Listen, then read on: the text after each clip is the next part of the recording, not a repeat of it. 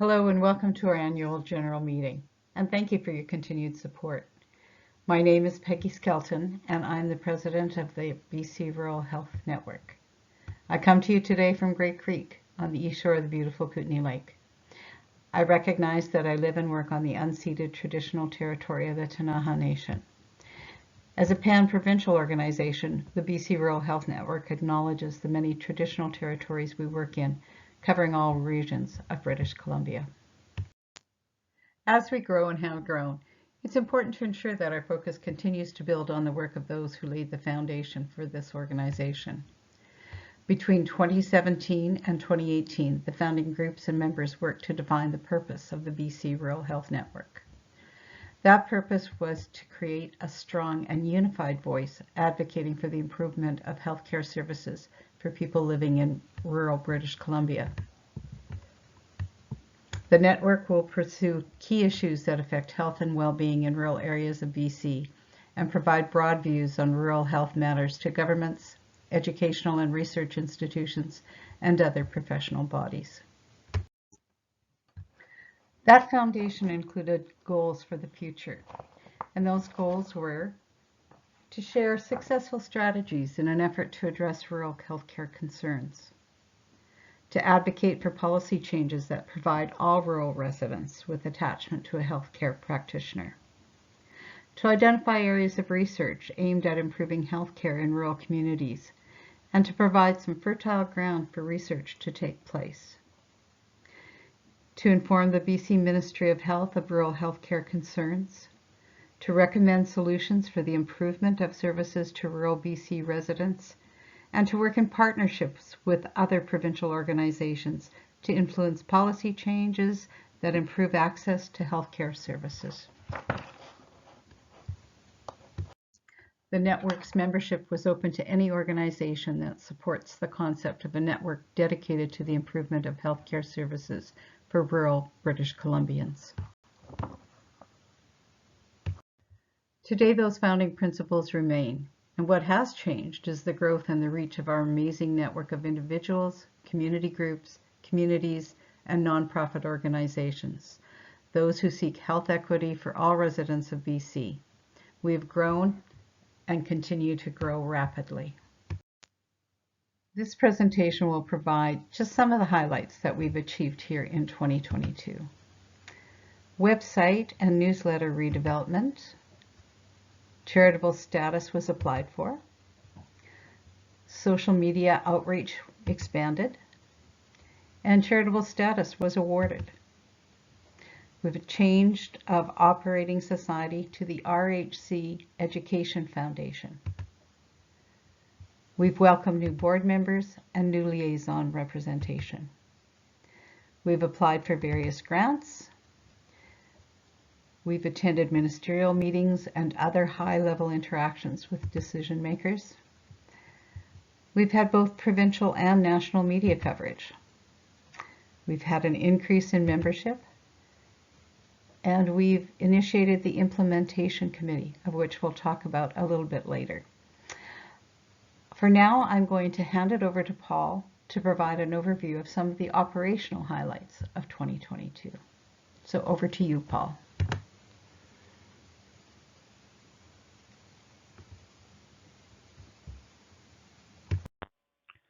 Thanks, Peggy. It certainly has been a busy year. We started 2022 with a look to the future and a small grant to help us redevelop our outreach platforms and to provide a portal of information for public consumption.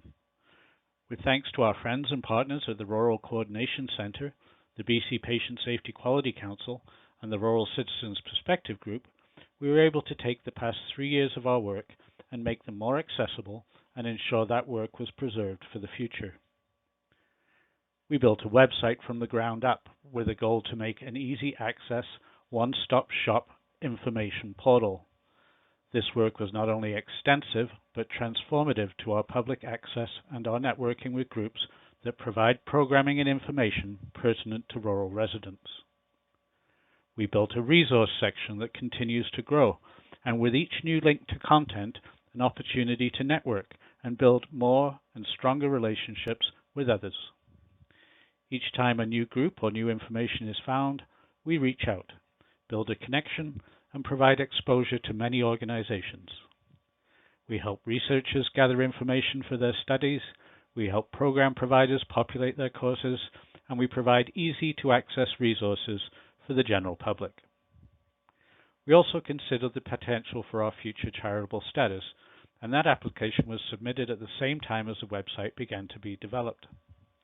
In the event of success, we wanted to improve the network's ability to manage membership, donations, and allow for online transactions to be done in a seamless fashion. That work and all development is subject to continual improvement.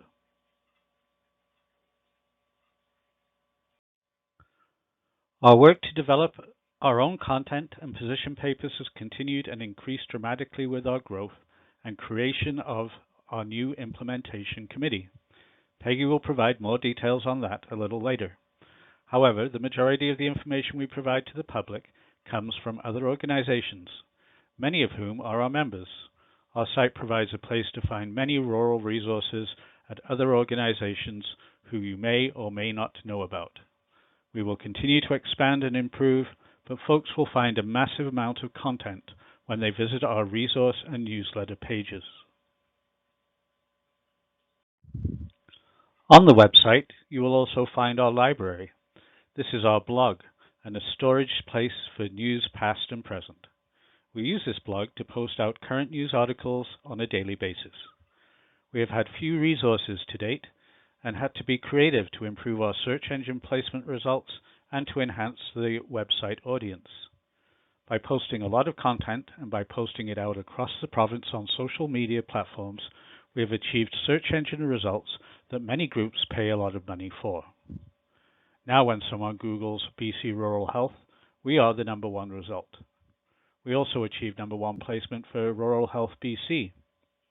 First page Google results are achieved with many other phrases such as Health Network BC, Health Network, and many commonly entered key phrases that a member of the public may query in their search bar. The blog posts we publish are all news from the previous 48-hour cycle. They are all from reputable news outlets. They are all pertaining to health, and especially rural health. We do not post out opinion pieces, political biased articles, and try to avoid news that would be attributed to a left or right-leaning news organization. The blog is also used to promote the work of our group and our members. We will highlight and showcase our Member of the Month and any current news that we are involved in. We are getting attention from the media as well. Now when we post out a letter or position paper, the media contacts us. We have enjoyed exposure across all forms of media platforms, both on the provincial and national stage. Our reach has increased exponentially, and we can now reach thousands of people per day through social media and have hundreds visit our site. Our apolitical nature, our nonpartisan positions, and our continual outreach to political entities has also created recognition of the network by all BC political parties and many branches of the current government. We present solutions to problems. We convey the information we hear from our membership and the public, and we are gaining attention at the highest levels within the political system. We also reach and engage in the administration of government programs pertaining to health. Leanne Heppel, Chief Ambulance Officer of BC, now presents to our BOD on a quarterly basis, and not only provides direct updates on activities, but also stays for a question and answer period, in which she provides answers directly to community issues and provincial issues as they are presented. The Executive of the Interior Health Authority is also on our quarterly schedule and provides a 2-hour opportunity to meet with the highest level of staff that have oversight over the issue on the agenda.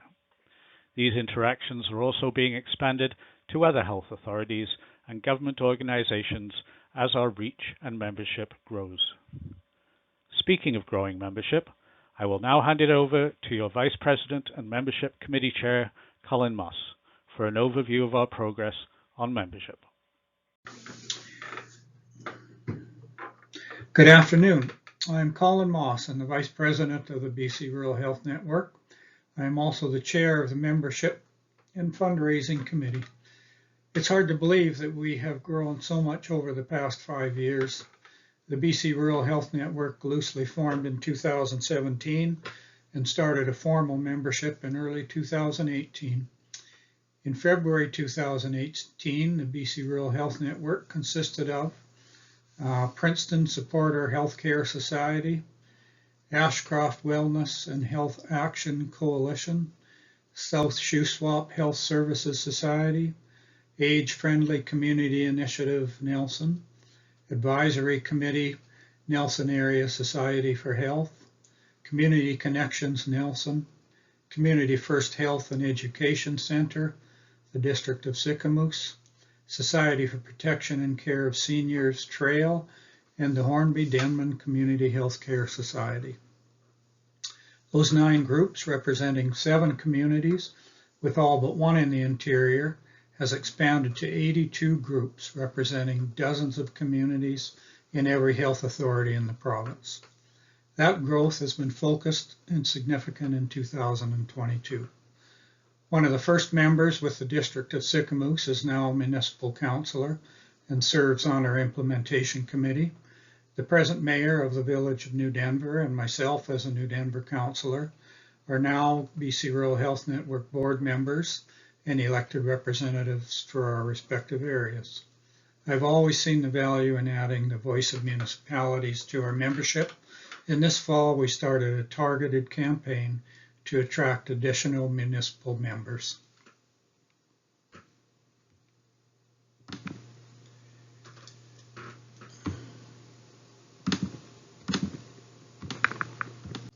This is the result we now have.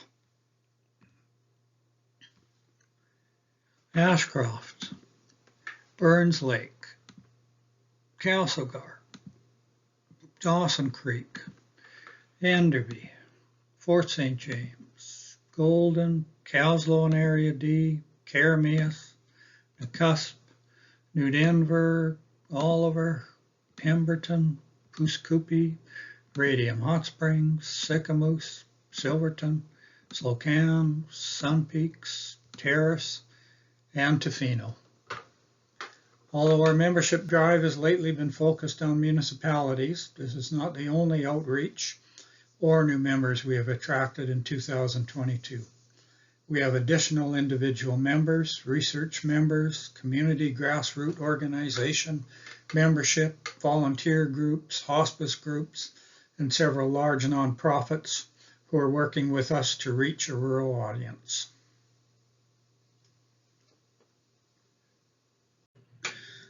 Our municipal meetings are still booking into 2023, and we will continue the effort throughout next year.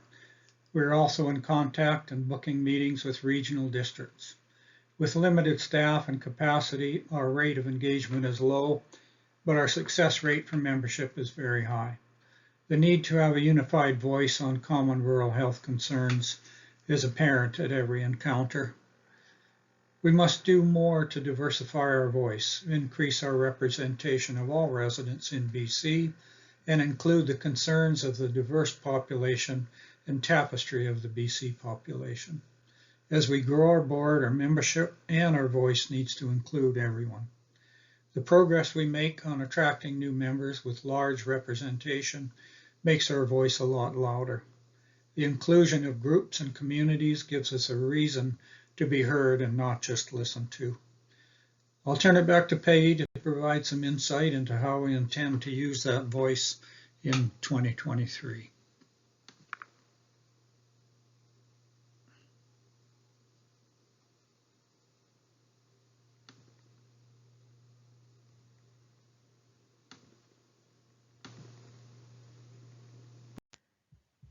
Thank you, Colin, and thank you for your hard work over the last 4 years. The results of your efforts, and indeed all our volunteers, is so apparent today.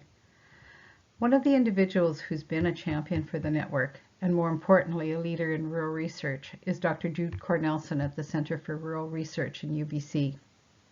Her work has provided supporting evidence to many of the issues, concerns, and solutions that our network champions. Jude has been involved in the network as both a director and a liaison over the years, and she stepped forward this fall to chair our implementation committee. This committee has gained the support and the interest of a wide variety of members and the public, and is taking the BC Rural Health Network into a new realm of transforming research into policy and practice. We thank Jude and the committee for all the work already achieved, and the effort by the entire group is very commendable. We have already developed and the board has approved our terms of reference for this committee, a position paper on community engagement, and several new pieces that are in draft form but rapidly moving to completion. This work provides solution-based positions from a rural resident's perspective, but supported by evidence and research. It's opening the doors to many meetings and press opportunities, so thank you. To close, I'd like to thank all of our members for your support and participation. If you have a look, the slide is extremely crowded, which certainly speaks for itself. Your voices are being heard by us and being conveyed through our interactions with those who make policy and those who can make changes that will improve health and healthcare for all rural residents. And by doing that, it will also improve the system for all people in British Columbia. And before I close, I would be amiss if I didn't send sincere thanks to Paul Adams. I'm not sure if all of you are aware of the countless hours that he volunteers to put in well beyond what he is paid for in order to get us to where we are today. So with that, I do want to thank you sincerely, Paul. So with that, thank you for your voice, and thank you, everyone.